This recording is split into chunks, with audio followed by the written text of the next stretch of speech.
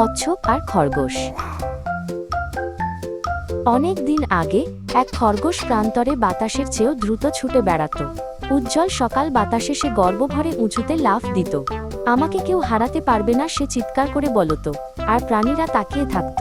তার আত্মতুষ্ট কণ্ঠস্বর রৌদ্র ঝলমলে প্রান্তর জুড়ে প্রতিধ্বনিত হতো।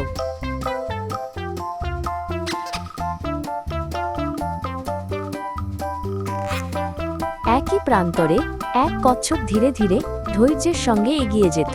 সে ফুল আর পোকামাকড়কে কোমল উষ্ণতায় অভিবাদন জানাত। আমি ধীর, কিন্তু থেমে যাই না, সবসময় এগিয়ে যাই, সে হালকা হাসিতে বলতো। তার শান্ত আর স্থির মন সকলকে সান্ত্বনা দিত যারা তাকে দেখত।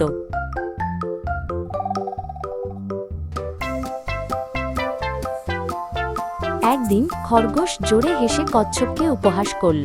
তুমি খুব ধীর, তুমি কখনোই আমাকে হারাতে পারবে না, সে ঠাট্টা করল। তার হাসির শব্দে পাখিরাও উড়ে পালাল, কিন্তু কচ্ছপ তার কোমল হাসিটুকু অটুট রাখল।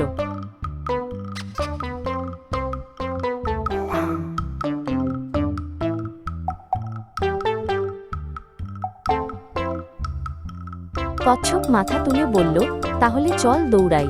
খরগোশ চোখ পিটপিট করে আবার হো হো করে হেসে উঠল। তোমার সঙ্গে দৌড়, একেবারে সহজ ব্যাপার, সে গর্ব করে বলল। কচ্ছপ নরম কিন্তু দৃঢ় সংকল্পে মাথা নাড়ল।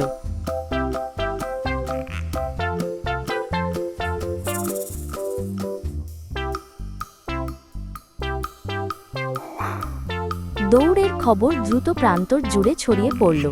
গর্ত আর ডালপালা থেকে উত্তেজিত প্রাণীরা এসে জড়ো হলো। উষ্ণ বাতাস কৌতূহল ও বিস্ময়ের ফিসফিসানি বয়ে আনল। সবাই ভাবতে লাগলো, জিতবে কে, দ্রুততা নাকি নিয়মিত প্রচেষ্টা।